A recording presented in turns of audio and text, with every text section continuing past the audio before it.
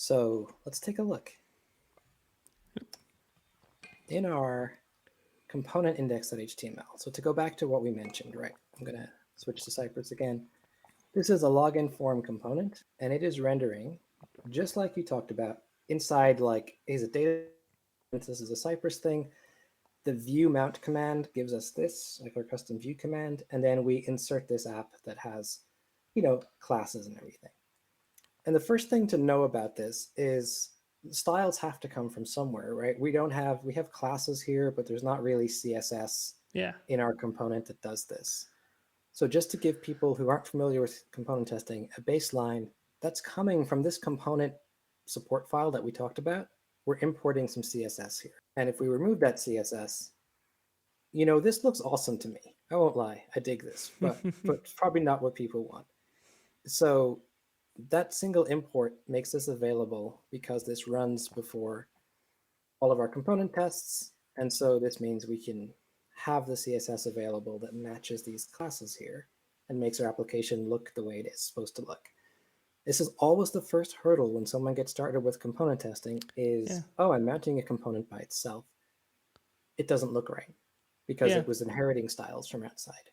Yeah, exactly. That's what happened to me when I was trying to explore component testing, and then shortly I realized that the component you sort of need to build it for Cypress. Well, not exactly build it, but provide it with everything it needs.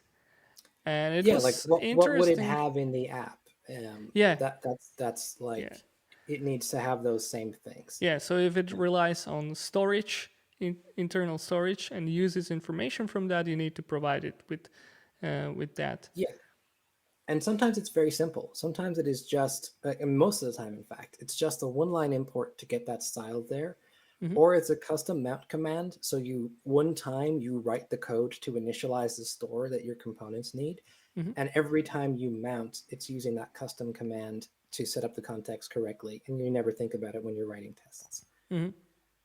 But there is another place where you can do work like this, and I'm going to add something to the global CSS in our component index.html. So there's the data side root, and then there's a bunch of stuff that's commented out that we'll look at in a second, right? Just a Hmm. little bit of JavaScript, a little bit of CSS. And just to demonstrate the connection between these things, if I put some CSS here on the form, and I say something like background color, my favorite. So, okay, we got a different looking form now Nice. because component index.html is here. It's where our app is mounted. Yep.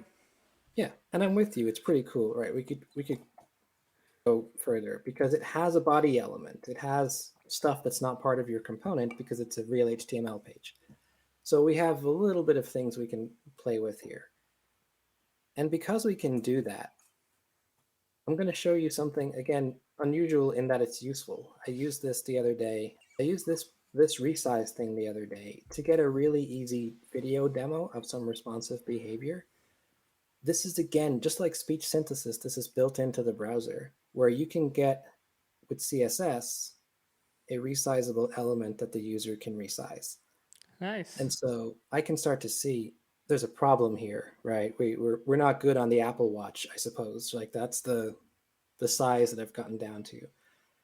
So we can simulate this resizing behavior in our components pretty easily just by using CSS without messing with the viewport.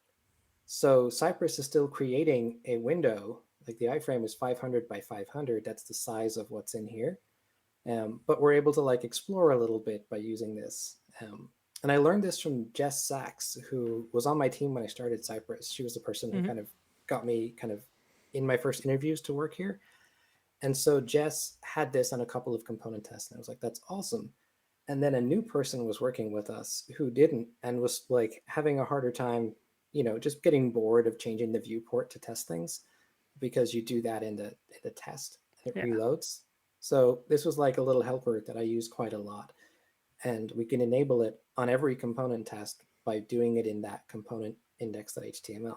So totally means if I go to like this input field one, it's smaller, right? But we can still You can do that. Yeah, that's really And then nice. yeah, it's a nice feature to have. Um, and the hover is just with CSS as well. So the like the behavior of seeing where the outline is, just like your tabs. This is just an interactive but fully CSS feature. Pretty easy to do. Awesome.